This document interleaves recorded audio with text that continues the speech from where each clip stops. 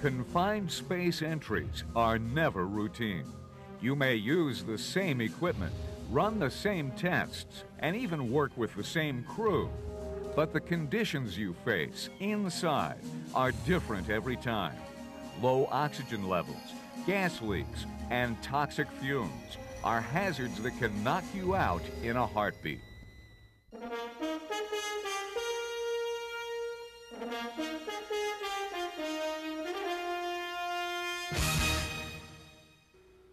Because of the dangers presented by confined spaces, the Occupational Safety and Health Administration created the permit-required confined space regulation.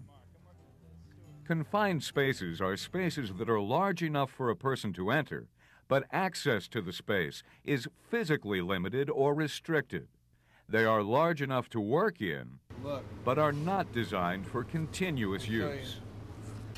Confined spaces can include tanks, vessels, storage bins, hoppers, vaults, and pits.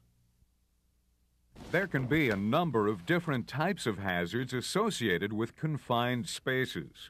Conditions to watch out for when working with these spaces include hazardous atmospheres, such as those containing flammable or toxic gases and vapors, atmospheres with too little or too much oxygen, or tight areas that could trap or suffocate workers. You also need to look out for spaces that contain materials which can engulf people working in them. Of course, the best way to avoid these hazards is to bring your work outside the confined space. Unfortunately, this isn't always possible.